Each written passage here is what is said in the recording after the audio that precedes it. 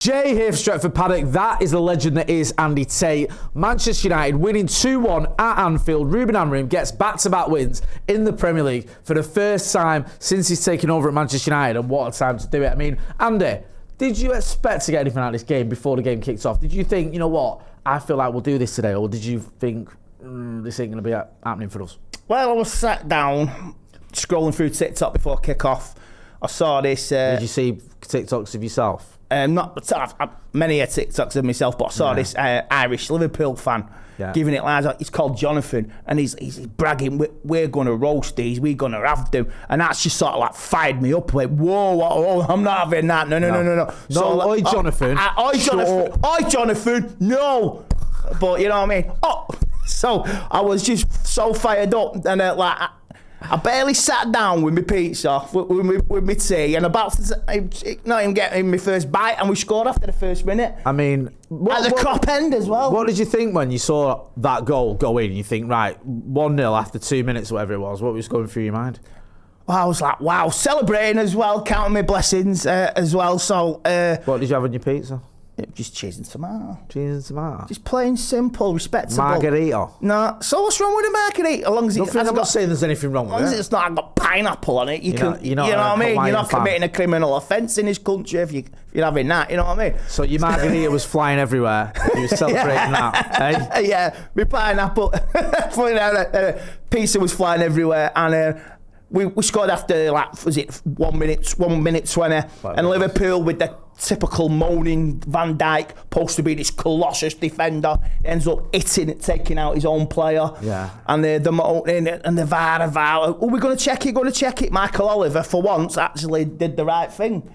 Yeah. You know what I mean? And we scored, and we grew in confidence from that. We created chances. Bruno, Ahmed setting up Bruno. You could see the cop was so nervous. Should have been 2-0. It should have been 2-0. I was surprised. He hit the post, didn't he, to be fair? Yeah, it's a bit of post down. And the chances we've had, Diego Dalot taking a swing, and when he was going to hit it on the right foot, he totally miscued it as well. Yeah. Mount forcing a great save from the keeper, and end to end, and like Dalot lost the ball as well. Luke Shaw got roasted inside and out by Isaac, but then before that, Gakpo hit the post, great bit of skill. Sort of like the goal a couple of seasons ago when he did us at Anfield when he beat us 7-0, that sort of goal. But it was end to end, and even in the second half, we were still, I don't think we created much in the first 15-20 minutes. We were like very sat back, and Liverpool make the changes, and the commitment from Liverpool and the pushing. They hit the bar again. Isaac, Mo Salah at the cup end. You put your mortgage on him scoring. Yeah. United's defence was inviting trouble, and we made our substitutions as well. Then they get a goal with Gakpo equalising with 30 minutes to go, and United hanging on. I'm like, after all that, I think we just need to take a draw. Yeah. Because we've played. I feared the worst. Joe was saying it like on the watch along. He said, if they get an equaliser, he said I could see them going on and winning it, and I agreed with him. I thought, do you know what? Yeah. I think right. But Ronnie was sort of saying, do you know what? There's another goal in this for United. Even Gary Neville said that. I mean, the last couple of games they've equalised and they've let late goals in against Chelsea and against Crystal Palace. So long may it continue for Liverpool and for us. Who stood out for you today from United? Because there was a lot of great performances out there, and I think the team on the whole was fantastic, deserved the win, defended resolutely, got 2 goals as well. But who was the one for you? Is it the man behind us? Yeah, Devastator. Devastator. You know what I mean? Right at the back post, prepare for termination. Oh, it was so good, and he rose like a salmon, and he just put it in the net. It's absolute carnage in the away end. You could see it. I've seen some of the videos already, and fair play. I've been critical of Maguire, but over the last year or two, last 2-3 years, he's been very professional. I remember me and him had an eyeball at the Munich Memorial, and he clocked me and I clocked him, and it wasn't a respectable look at each other. But fair play, Maguire. You have just keep doing what you're doing. He's had a few bloopers in the last couple of games against Brentford, but absolute colossus, and definitely one who I say definitely worth another contract. You reckon? Oh yeah. Contract. You need some senior players with experience now. Yeah. I still got my doubts over Diego Dalot again and Luke Shaw again. Definitely need some defenders in the summer, but United's defence was bits and bobs all over the place. The same with Liverpool can be said as well. So it was end-to-end game. That was proper old school. Bit like last season when we drew. Yeah, drew at Anfield, won it 2-all. Yeah, 2-all, and it was that sort of game. And it's just nice to come away from Anfield. First time since Juan Mata, and I was with McCullough at Old Trafford watching it. I remember it well.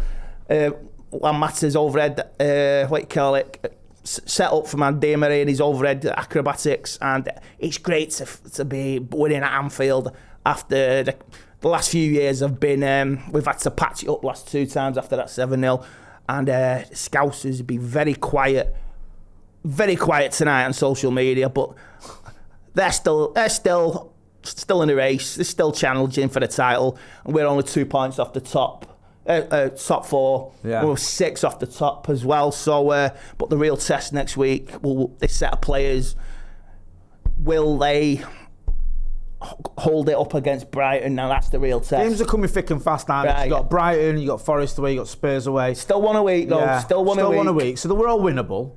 You can win at Anfield. You can always win anywhere. So it's not like you can go, it's Brighton at home. No, it just feels, maybe me just moaning, but all our games now have been set back and put back between now and Christmas, and it's going to be a real test. It just feels like everyone's testing us, the media, opponents, even big TV corporations moving kick-off times.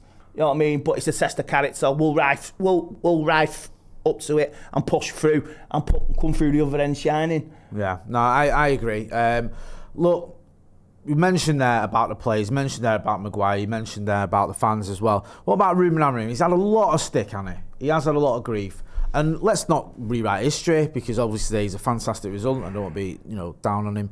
But you can understand why fans have been frustrated. Oh, yeah. 15th, we lost the final to Spurs. We've already lost to City and Arsenal this season. And it proves yesterday what happened with Nottingham Forest. They sacked the manager after he just put a low block in a final and won a fucking trophy. So what do you think this could do for him? Because he's a manager that's under a bit of pressure, or was certainly going into this game. This has to be a launch pad now. Yeah. To do something with the rest of the season. Doing what? I don't know. It can definitely galvanise us to get into Europe, Jay. What was you settle for, Andy, as a fan? You've been around for donkey's years, no offence. With all due respect, it's about almost as long as me. What would you settle for this season? What would be your look? If we get that, I'm happy. I'll settle for it. Well, if you can navigate the teams around you now, because it seems like Aston Villa are finding a bit of form, Bournemouth are finding a bit of form, even Crystal Palace.